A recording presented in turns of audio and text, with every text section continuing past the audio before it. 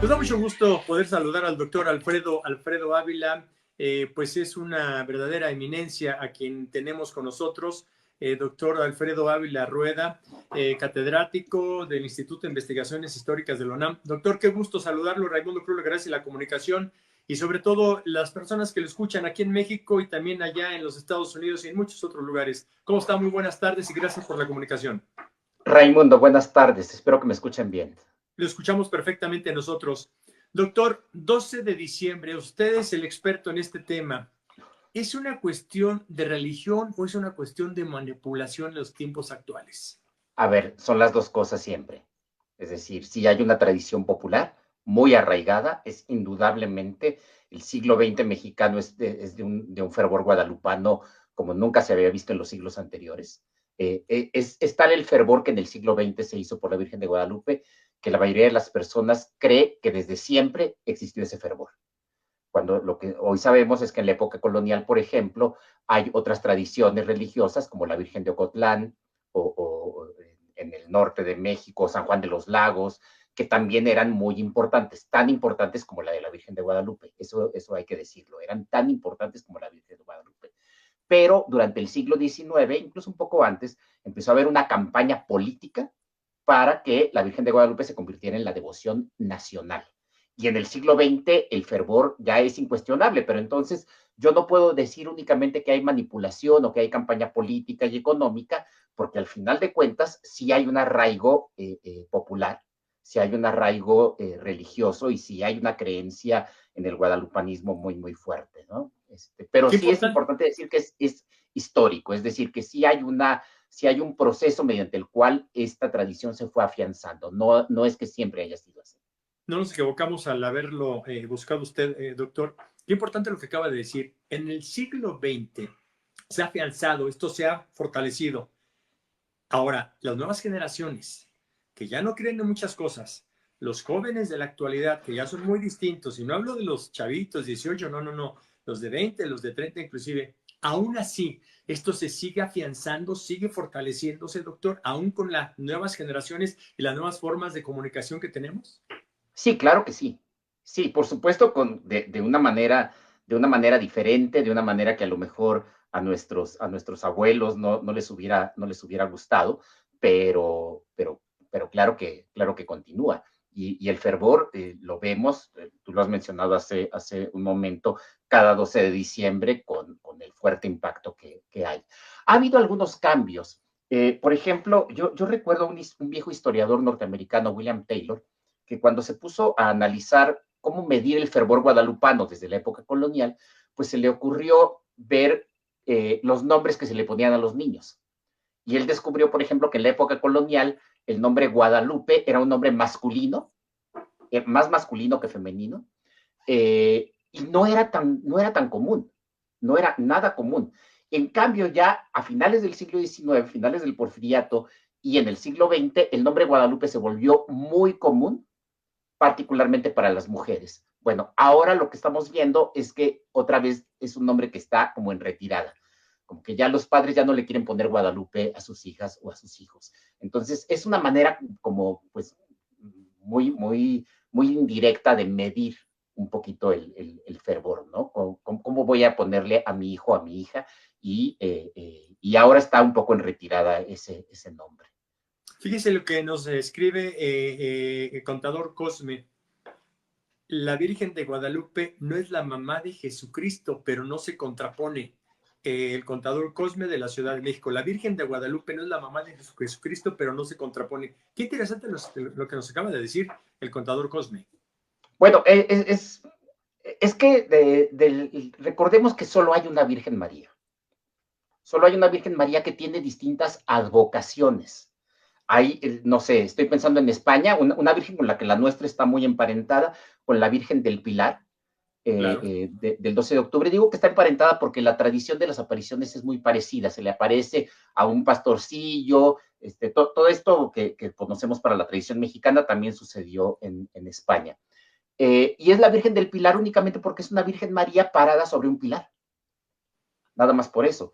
O tenemos la Virgen, la Dolorosa, pues es una Virgen, es la misma Virgen María, pero en su advocación de dolorosa porque están crucificando a su hijo. Entonces, la Virgen de Guadalupe también es la Virgen María. Es la Virgen María, pero con la advocación del Tepeyac y con el nombre de Guadalupe, que era también el nombre de una Virgen María de un lugar en Extremadura, en España, que se llama Guadalupe, y que es muy distinta de la nuestra, pero el nombre es el mismo. La Virgen de Fátima, por ejemplo, allá de Portugal, también es de un arraigo impresionante, por poner solamente algunas. A ver, algo importante. ¿Le conviene a la autoridad, llámese el partido, el color que sea, le conviene a la autoridad que el mexicano, vamos a hablar de nuestro país, vamos a dejar los demás, que el mexicano tenga esta creencia tan arraigada, tan fuerte o tan cimentada? ¿Es conveniente para quién? ¿Para los políticos, para los empresarios, para la gente del poder? ¿Para quién es conveniente que este fervor sea tan brutal, tan grande? Un poco para todos, y la razón es muy simple, genera identidad. Es decir, hay una característica de identidad. Nosotros podemos ver en México, incluso estoy pensando, por ejemplo, en sindicatos muy de izquierda, y en el siglo XX hubo sindicatos del Partido Comunista, que eran muy comunistas, pero guadalupanos. Es decir, se mantiene allí un sentido de identidad. Y en un país como México, en el que durante mucho tiempo, pues no había una identidad nacional, en el siglo XIX no había eso de identidad nacional, o bueno, todo el mundo habla español ahora, pero pues igual en América Latina también hablan español. Algo que sí dio identidad fue la religión, y fue esta religiosidad particular, la del guadalupanismo. Ya desde el siglo XVIII fueron los criollos ricos del Ayuntamiento de la Ciudad de México y del Cabildo Eclesiástico de la Catedral, los que promovieron después de una epidemia en 1736 que se considerara que la Virgen de Guadalupe iba a ser patrona de la Ciudad de México. Luego tenemos a otro criollo, Miguel Hidalgo, llevándose un estandarte de la Virgen de Guadalupe. Es verdad que también llevaba otros estandartes de otras vírgenes, de otros santos, pero hay una intención de poner a la Virgen de Guadalupe al frente de los ejércitos insurgentes. Y luego en el siglo XIX, que eso es interesantísimo, cómo se busca coronar a la Virgen de Guadalupe como patrona de México, como patrona de todo el país, ya no solo de la Ciudad de México, lo cual además terminó siendo una verdadera pachanga, porque la Virgen original tenía corona. Entonces, ¿cómo vamos a coronar algo si la original ya tiene corona? Pues se la cortaron, le cortaron la corona. Si ustedes se fijan en la imagen actual, se ve que termina el lienzo justo sobre su cabeza, porque se la cortaron para poderla coronar. Y ya en el siglo XX, pues se le nombra patrona de América. Esto es como una cosa del Papa del Pío X en 1910, que es patrona de América. Y luego hay también una campaña muy importante de los medios de comunicación. Esa era mi siguiente pregunta. Es que no podemos entender el fervor del guadalupanismo del siglo XX sin los medios de comunicación. Empezando en 1942, una película de Julio Bracho, que seguramente todas las personas en México la han visto, que se llama La Virgen que forjó una patria, que se supone que es una película sobre la guerra de independencia, pero que no, en realidad es contarnos la tradición de las apariciones, y que a partir de esa fecha, de 1942, los cines la reproducían cada año. Así como los cines ponían películas de la Pasión de Cristo en Semana Santa, pues cada año ponían la película apenas llegaba diciembre. Y después, cuando ya los cines se han vuelto más comerciales y ya no ponen películas repetidas, pues la televisión entró al quite, y la televisión cada año nos pone esa película, sobre todo Televisa cada año. Y Telesistemas Mexicanos, lo que actualmente es Televisa, desde 1951, imagínate, estamos hablando de hace más de 75 años, casi 75 años, empezó a televisar las mañanitas a la Virgen de Guadalupe. Exacto. Entonces, claro que también allí hay una campaña mediática para fomentar el guadalupanismo. Por eso te digo, son las dos cosas. No es solo manipulación, porque finalmente la gente, no son borregos, no están ahí, pero sí que hay una intención política, sí que hay una intención mediática, y también se genera un fervor popular auténtico. Escuche, doctor, lo que dice Marisol Santa Cruz. Espero que no sea la artista. Y si es la artista, pues un saludo, que creo que ya está retirada de los medios de comunicación, pero es de Jalisco. Dice: voy para México, salimos en un ratito porque vamos a la Basílica. Pregúntale a tu experto, Él ha visitado la Basílica de Guadalupe, la conoce, Marisol Santa Cruz de Jalisco, y viene aquí al 12 a la Basílica. Le pregunta, doctor. Claro, sí, sí, por supuesto. Como la mayoría de los mexicanos conozco muy bien la Basílica de Guadalupe. Me gusta mucho más la capilla que está arriba en el cerro que la nueva. Sabemos que la nueva es este proyecto arquitectónico fantástico, que además es un proyecto arquitectónico bien interesante porque se está haciendo al mismo tiempo que se estaba construyendo el Museo Nacional de Antropología. Entonces, era como, por un lado, el Estado buscando generar una identidad nacional a través del Museo de Antropología, con esta obra maravillosa que hoy está en Chapultepec, pero al mismo tiempo la sociedad civil, los grupos empresariales y también había participación del Estado construyendo el nuevo templo de la Virgen de Guadalupe también con el mismo sentido, generar identidad nacional. El viejo templo, que es el que está arriba, es un templo que se construyó en el siglo XIX, que fue en donde se coronó la Virgen de Guadalupe a finales del siglo XIX. La coronación de la Virgen de Guadalupe sucedió allí. Y hay algunas otras capillas. Hay una capilla bellísima, la del Pocito, que además está hecha con un barroco fantástico. El barroco tiene estas formas extrañas, pero esta no solamente es que tenga formas extrañas, es que la planta de la capilla es barroca. Eso no es fácil de encontrar en otros lugares. Es muy, muy, muy bello. Digo, todas son muy interesantes, pero esta comunicación de George Becerra le pregunta y le pregunta a usted, lo manda a saludar, te reconozco tu invitado, así dice, pues me imagino que es el saludo para hacer el reconocimiento para usted, por supuesto. Doctor, pregunta, ¿cuál nos puede más a los mexicanos? ¿La celebración del 12 de septiembre o la Semana Santa de crucifixión de Jesucristo en el Cerro de la Estrella? ¿Cuál nos puede más a los mexicanos? Esa es la pregunta de George Becerra, del Estado de México, y le mando a saludar. Me parece que la tradición de Semana Santa ya no es una tradición que tenga tanto arraigo. Es una tradición que se impulsó mucho en la segunda mitad del siglo XIX, cuando la Iglesia, particularmente con el impulso neosocial de la Rerum Novarum, intentó llegar a más gente, intentó un proceso de recatolización. Se veía que en aquella época el liberalismo era muy fuerte, entonces hubo un empeño para volver social a la iglesia, pero ya la Semana Santa, y lo sabemos, la Semana Santa son vacaciones. Entonces no lo relacionamos tanto con la pasión de Cristo y con la redención para los católicos, que es como el elemento más importante de la religión católica. Me parece que son mucho más importantes 12 de diciembre y 16, bueno, 15, 16 de septiembre. Y es otra vez esa dualidad que te mencionaba hace rato con el caso del Museo de Antropología. Es por un lado la religión civil, es por un lado la búsqueda de identidad civil desde el Estado, el Museo de Antropología, la noche del 15 y el día 16, y por el otro lado también el mismo objetivo, identidad nacional, pero desde una perspectiva religiosa, que es la celebración del 12 de diciembre, o la misma capilla, la misma iglesia, el mismo templo de la Basílica de Guadalupe.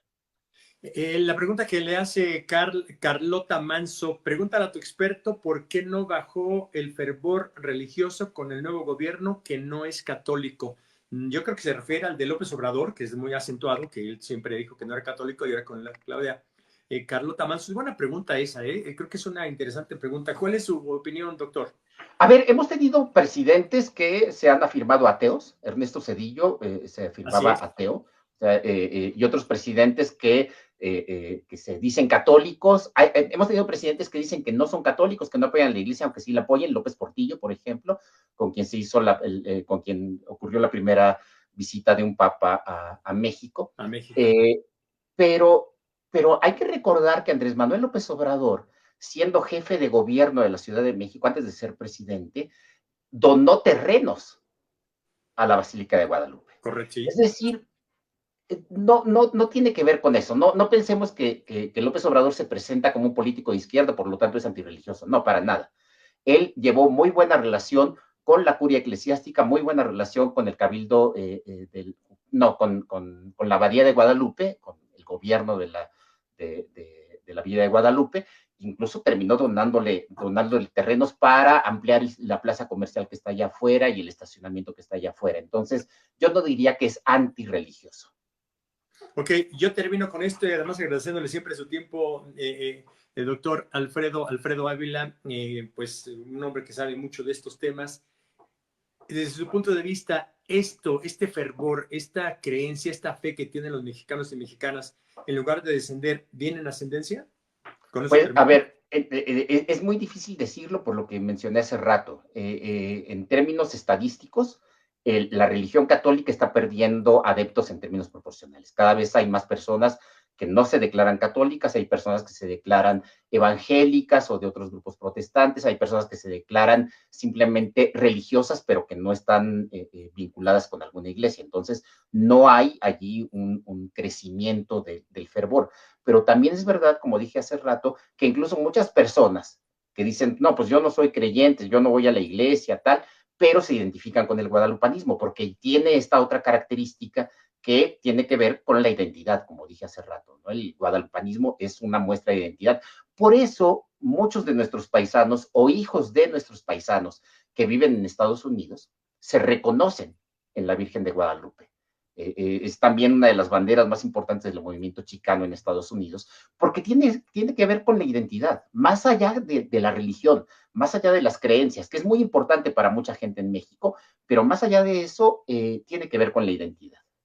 Escuche ya por último lo que dice Antonio desde Ciudad Juárez, Chihuahua, nos manda un saludo. ¿Cómo va a ser ateo López Obrador si a su partido le puso Morena? ¿Tiene que ver algo? Sí, sí, sí, por supuesto. Y eso desde el inicio, quedó claro, hay un juego de palabras, ¿no? Entiendo que él no es católico, entiendo que él es evangélico o alguna cosa como esta, pero sus mañaneras eran básicamente sermones, hay que recordarlo. No, hay un uso político de la religión, eso es innegable. O sea, nadie se va a presentar, lo vemos en Estados Unidos.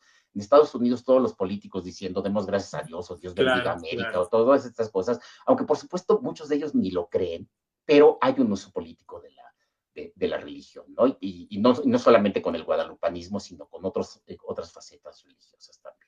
Pues doctor, como siempre, un gusto saludarle. Gracias por la comunicación y creo que el público desde Ciudad Juárez, Chihuahua, bueno, tuvimos llamadas, pero me llamó la atención esta de Ciudad Juárez, Chihuahua. Bueno, una llamada a la comunicación desde Ciudad Juárez, Chihuahua. Estaremos en comunicación, que pase una bonita celebración de fin de año y estaremos en comunicación si lo te anda bien el próximo año. Gracias, buenas tardes. Claro que sí, Raimundo, muchas gracias a ti.